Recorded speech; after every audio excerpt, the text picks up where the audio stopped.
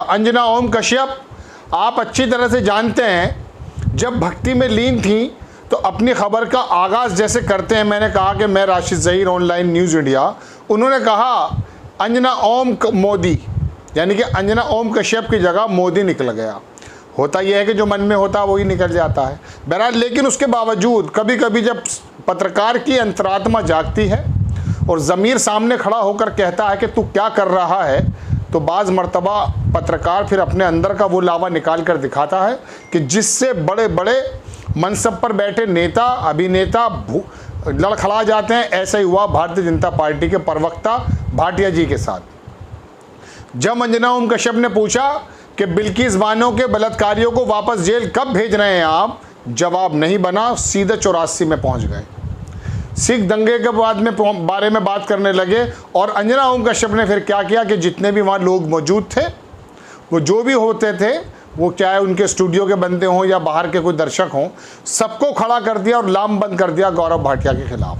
बड़ा अच्छा सीन लगा। एक बहुत बड़े पत्रकार हैं अशोक कुमार पांडे, बहुत अच्छा लिखते हैं, ट्विटर पर काफ़ी ट्रेंड करते हैं। कभी कभी लिखते हैं वो कि कभी कभी जब हमारे पत्रकार सत्ता से सवाल पूछते हैं तो कितने खूबसूरत लगते हैं। वो सवाल नहीं कि साहब आप आम किस तरह से खाते हैं, ऐसा सवाल नहीं, या आपके अंदर जो है एक फ़कीरी नज़र आती है। चलिए, वो तो खैर एक गाना लिखने वाला था या अक्षय कुमार था, लेकिन नविका कुमार स्मिता प्रकाश किस प्रकार के सवाल पूछती हैं या बाकी पत्रकार किस तरह के सवाल पूछते हैं साहब के सामने जा करके, इसका अंदाज़ा तो आप कर ही सकते हैं। चलिए खैर, अपनी बात आगे बढ़ाता हूँ। इन्होंने लिखा, सलाम अंजना जी, एक सवाल के लिए, बिल्किस बानो के बलात्कारी जेल में वापस कब जाएंगे? थोड़ा सा सीन है, सिर्फ कुछ सेकंड का है, गालिबन 1 मिनट 26 सेकंड का है। इसमें आप देखेंगे कि अंजना ओम कश्यप ने जब अपनी पत्रकारिता को धार लगाते हुए भारतीय जनता पार्टी के जो प्रवक्ता गौरव हैं उनसे पूछा तो वो तुतलाने लगे या हकलाने लगे, इस बात का तो अंदाजा आप करेंगे। देखें छोटा सा वीडियो। बानो के बलात्कारियों को जेल में कब वापस भेजेंगे? जितने लोग मेरे सवाल के समर्थन में हैं, उठ जाइए अपनी कुर्सी पर। बिल्किस बानो के बलात्कारी कब जेल में वापस जाएंगे? आप पहले ये सवाल का गौरव जी, बिल्किस बानो के बलात्कारी कब जेल में जाएंगे? ये गलत नहीं है सर, आप बोल ली। 5वीं बार पूछ रही हूँ आपसे। और ये सारे बच्चे सर, एक सेकंड, मेरी बात सुनिए, मेरी आवाज मत दबाइए सर, मेरी आवाज मत दबाइए। बिल्किस बानो के बलात्कारी कब जेल में वापस जाएंगे? कि 1984 के जो दंगाई थे वो कांग्रेस पार्टी में है, वो बिल्किस बानो इसका उत्तर नहीं देना के बलात्कारी कब जेल वापस जाएंगे? 1 मिनट चुप हो जाइए अंजना जी। जब नहीं, डांटिए मत सर। आप खड़ा, मैं डांटूंगा। डांट रहे हैं, चुप हो जाइए, क्या होता है? बिल्किस बानो के बलात्कारी कब जेल वापस जाएंगे? कृपया करके। ठीक है, हो गया सर, टाइटलर का पेपर देख लिया हमने। क्यों? ये कुछ भी नहीं है। नहीं, बहुत कुछ है, बहुत कुछ है। 84 पर जब चर्चा होती है तब सवाल इस पर पूछा जाता है। 84 पे चर्चा की बात नहीं है। अरे सर, वो तो पार्टी में लेकर आए, आप तो बलात्कारियों को जेल से बाहर ले आए। मेरी डिबेट जो है आपसे नहीं है अंजना जी, मैं आपसे एक बात, लेकिन मैं ये प्रश्न तो पूछ रही हूँ ना सर, मैं दूंगा और मैं चाहती हूँ कि देश के हुक्मरानों तक, सर्वोच्च पद पर बैठे व्यक्ति तक ये सवाल जाए कि बिल्किस बानो के बलात्कारियों को जेल से बाहर क्यों लाया गया, उन्हें कब जेल में वापस डाला गया? अब मैं आपको उत्तर दे देता हूँ।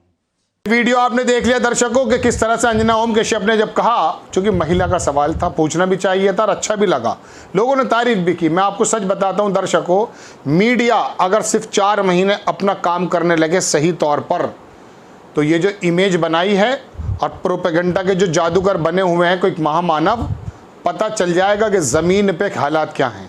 अभी मैं ट्विटर पर ही देख रहा था, हमारी जो फाइनेंस मिनिस्टर हैं उन्होंने 61 रुपये जब हो गए थे मनमोहन सिंह जी के दौर में डॉलर के मुकाबले, उसके ऊपर बताया कि ये क्या है। मोदी जी के बारे में तो आप सुन ही चुके हैं कि ये सरकारों का निकम्मापन है। मैं मान नहीं सकता कि डॉलर जो है, रुपया इतना पतला होता जा रहा। आज 81 रुपये हो गया है। 13 बिलियन डॉलर हमारा फॉरेन रिजर्व में जो रखा हुआ था 640 था, वो 560 रह गया। ये आपको मालूम होना चाहिए। 80 बिलियन डॉलर हमारा फॉरेन रिजर्व का ख़त्म हो चुका है।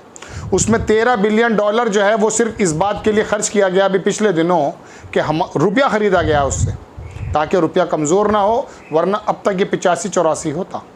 इस 1-2 रुपये का कितना हालात हैं किसी और वक्त में बताऊंगा। फाइनेंस की बातें शायद कम देखी जाती हैं, कम सुनी जाती हैं। लेकिन बहरहाल इमरान प्रतापगढ़ी ने क्या कहा वो देखें।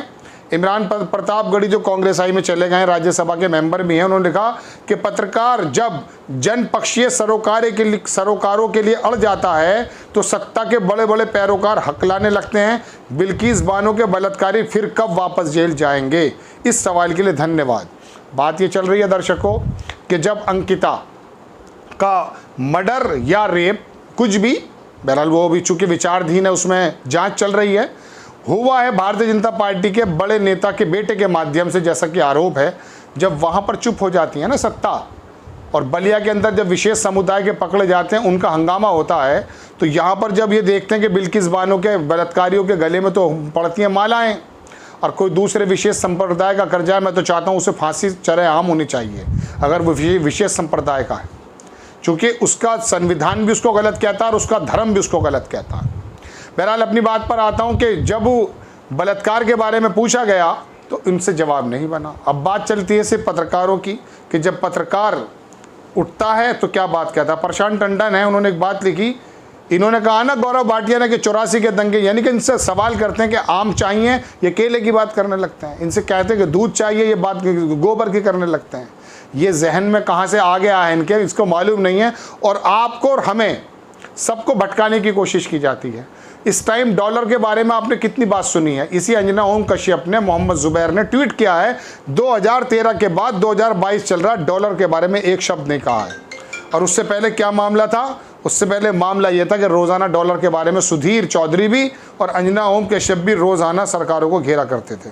बहरहाल मैं आपको दिखाना चाहता था दर्शकों कि किस तरह से प्रशांत टंडन ने लिखा कि बीजेपी के नेता हमेशा 84 की बात करते हैं। 2 विधायक पंजाब में बीजेपी के हैं।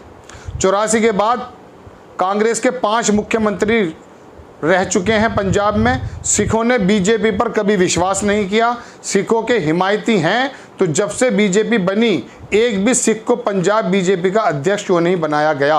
और दूसरा सवाल अशोक कुमार पांडे लिखते हैं कि 8 साल से सत्ता में सज़ा क्यों नहीं दिलवा रहे।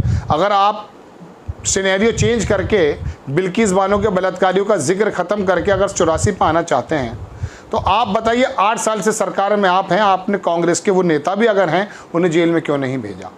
आपकी जिम्मेदारी बनती है, या तो आपके नंबर फ़ौरन सुप्रीम कोर्ट में फ़ौरन आ जाते हैं जब चिदम्बरम को पकड़ा जाता है, फ़ौरन जो है नंबर पे आ जाता है केस, या फिर सालों भी नहीं आता है। ये सारे तंत्र तो आपके हाथ में हैं। तभी तो कॉलेजियम के बारे में आपको याद होगा कि सुप्रीम कोर्ट के 4 जजेस ने आके सुप्रीम कोर्ट के प्रांगण में क्या कहा था। आज आपके जो सीजेआई हैं उनके बेटे को मालूम है क्या बनाया गया? पंजाब उत्तर प्रदेश सरकार की तरफ से महाधिवक्ता की जमात में शामिल कर लिया सरकार के वकील। अभी कुछ ज़्यादा लंबी पुरानी उनकी वकालत भी नहीं है। ये हालात तो पैदा हो गए। बहरहाल मैं अपनी बात पे आता हूँ कि पत्रकार ने जब भारतीय जनता पार्टी के प्रवक्ता से पूछा, जवाब कोई नहीं बना। ये सीधा जवाब कभी नहीं दे सकते। सीधा जवाब देने का एक टाइम आता है दर्शकों, 5 साल में एक बार। लेकिन आप लोगों के जहनों को किस तरह से हिप्नोटिज्म कर दिया जाता है, हिप्नोटाइज कर दिया जाता है, किस तरह से मंदिर और मस्जिद की दीवारों के पीछे फेंक दिया जाता है।